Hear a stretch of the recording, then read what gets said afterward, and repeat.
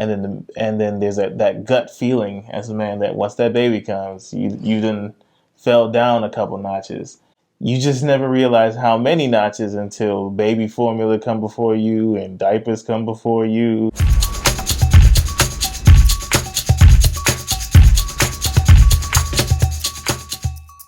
Hey y'all, it's your girl Nadia. Hey, and it's me, Coach T. We're two average people. Yes, we are. We're going to do a male versus female episode today. Mm-hmm. So we have some cards here.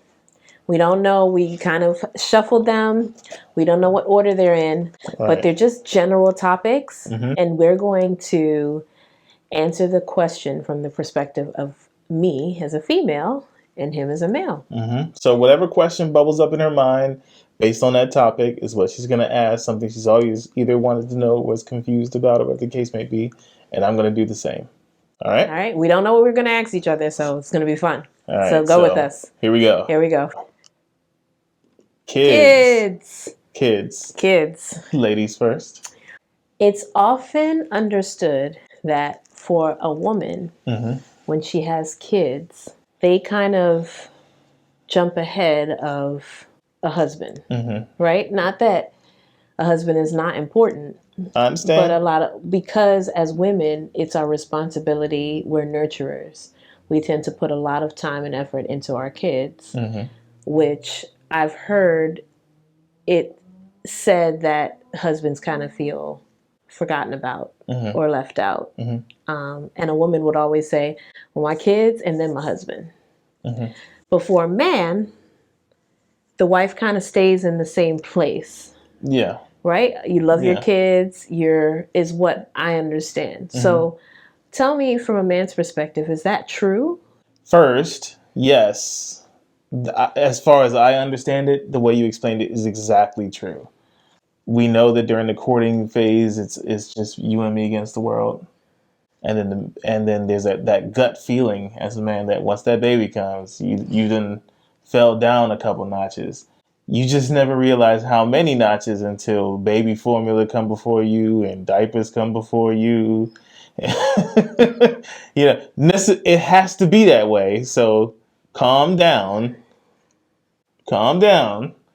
because there's a whole little baby that has to be taken care of. But it hurts for a little while there. It really does. It gets to you for a minute. I do feel my brothers though. Some of them, I can understand that feeling of it ain't coming back. And then she's like, I'm ready for baby number 2. And he's like, yeah, okay. The beautiful thing is I didn't really experience that with you necessarily. Oh, great. Like I understand the feeling that men can have, but I don't necessarily have quite that experience. Not necessarily because it was always perfect, but because I could always tell you were always trying to make an effort not to do that. Does that make sense? Yeah. Like everything, I could see it. I was like, that didn't quite work, but good. She really was trying, and I appreciate that because I get how easy this could have went left. So. Okay. So what would you ask me, baby, about kids? From a man's perspective, a woman says she wants kids super early in life, right? But then when she gets the kids, everything else kind of falls away in that the kid becomes such a high priority. Like experiencing it on the other side, it was like a switch that went off. Like we had plenty of conversations about how raising our child was going to look like previous to there being a child in real life. And during the cooking process, we had a lot of conversations that really did align and matched up with what we was talking about before. But when that baby came, and then it was like, what are you talking about? We never discussed that.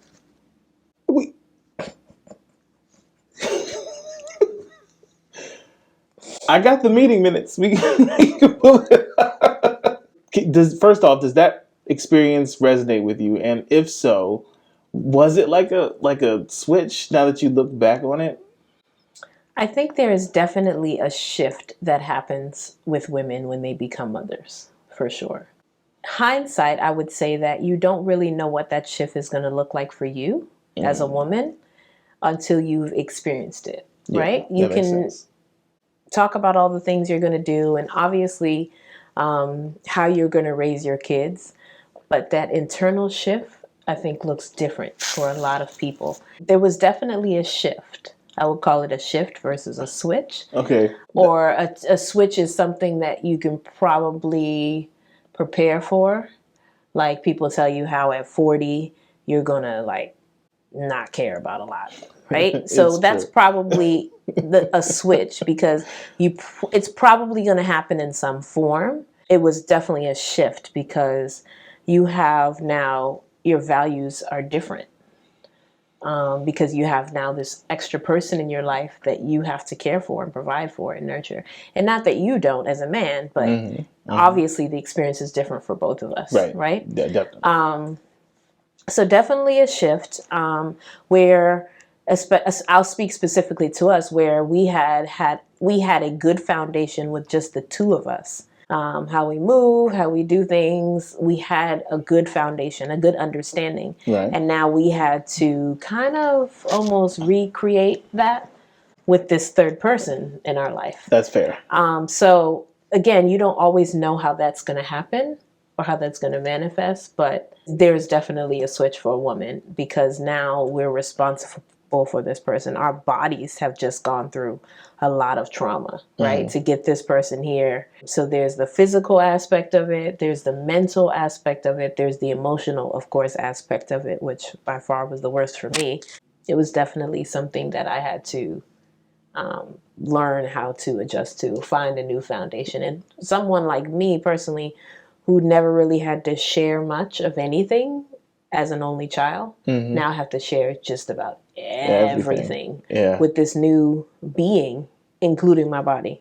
So literally which everything. Got you into this mess in the first place. Exactly. So yeah, I think I did pay attention to making sure that you didn't feel like you were put off at the wayside because the truth is we have children and they're beautiful, and we tell London, we told her today that she is the greatest gift, and she really is. However, she's going to grow up and she's going to be her own person, and guess who's going to be there alone looking at each other, right?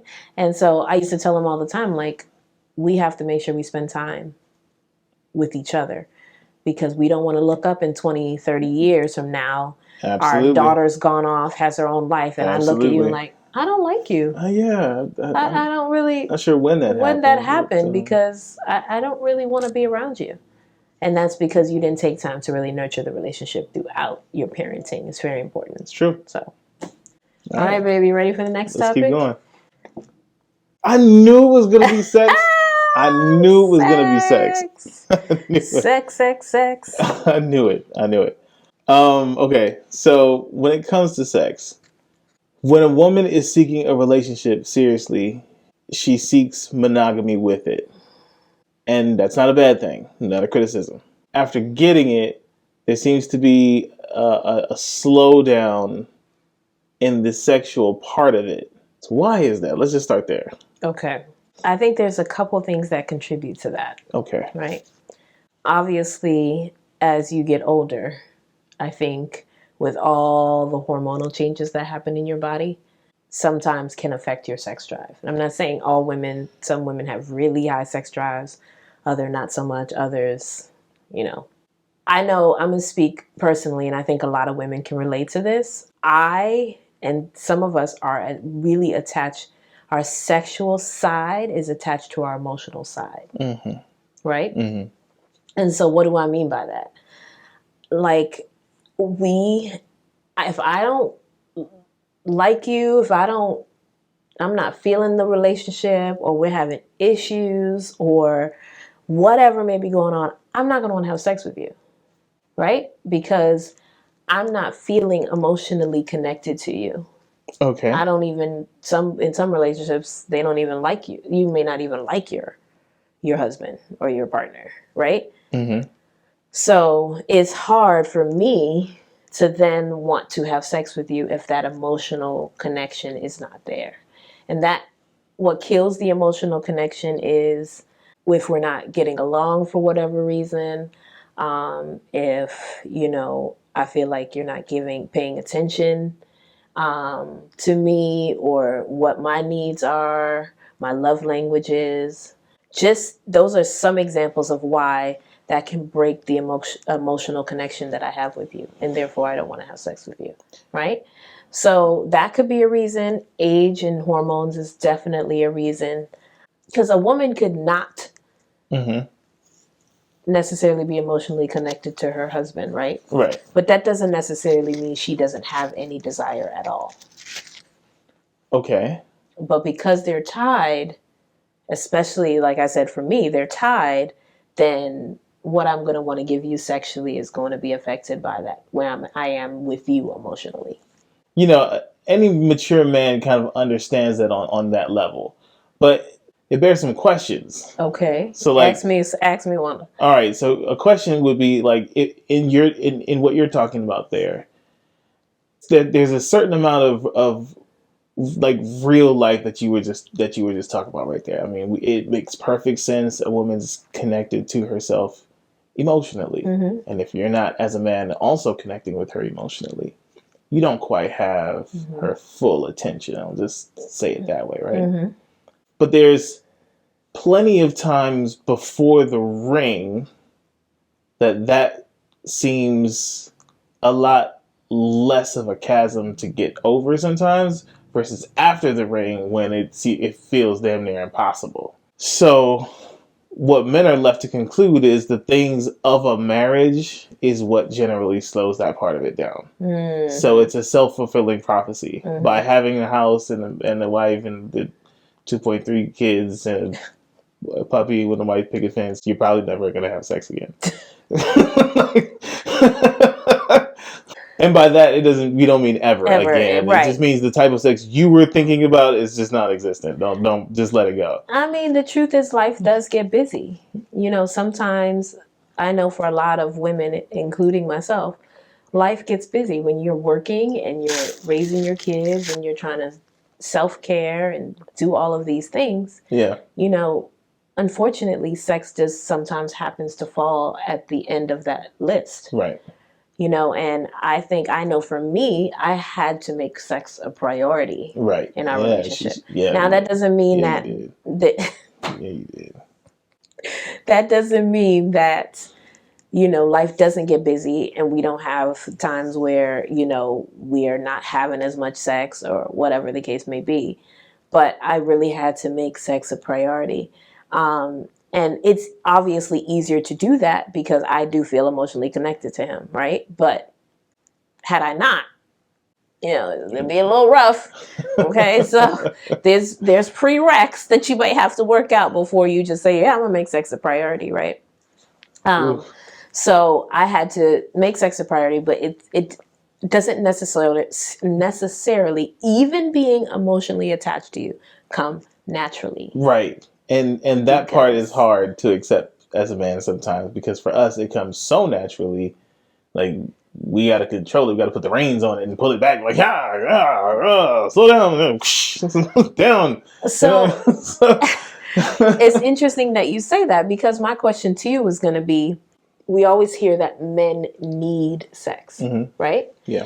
But from the female perspective, since we're really attached by our emotions, we ask ourselves, do you guys really need it, or you just really, really enjoy it and want it, and so you say you need it? That's the question. Well, I can guarantee you, for all men who's had the opportunity to have some, we need it, especially after that first one. It is what it is. But I also think men are not a monolith. We do not all work on the same frequency. Men still want it more than others.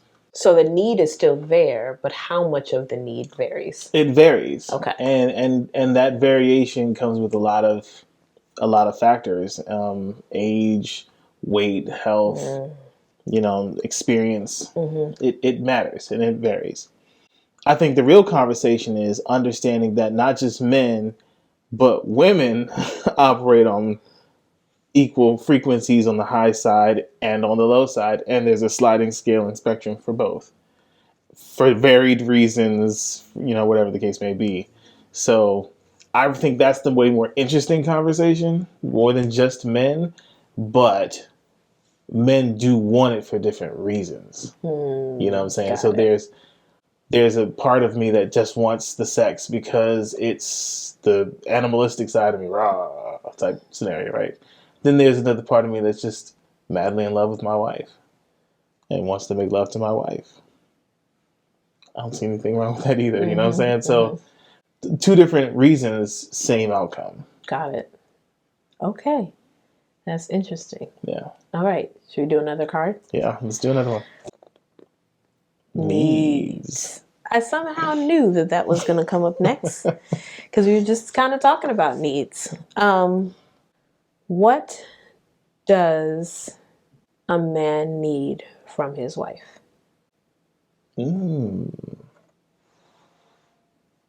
I can give you a lot of cliche answers, and I can give you a lot of answers that sound whatever, but if I'm being real with you, he needs her femininity. Okay. He needs her femininity. Okay. Because interesting. That is the thing that for him brings the things that he wants. Like, okay, here we go. What is the one thing that I say that I always wanted in my house and of my house? Peace. For me, peace. I want it to be peaceful, right? My house. It doesn't mean that we never go through turmoil. It doesn't mean that we don't know how to go through stresses. But the goal is that the house is always peaceful. I also don't have to fight too hard for that because your femininity allows the house to be generally extremely peaceful. Okay. And in the times of turmoil and stress, your softness allows, an ease back down to normalcy so we can get a hold of the situation and take care of it the way it needs to be handled. The point is, though, I don't have to ask for the thing because your femininity just rains it down when it needs. So does that make sense? Yeah.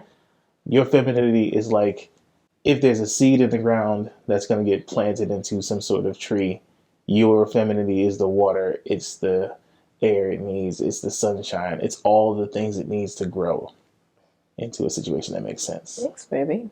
So, yeah. Okay. Long answer. I love that answer. What you got for me? Step into my brain. What is more important for you? The need for love or the need for security? Ooh.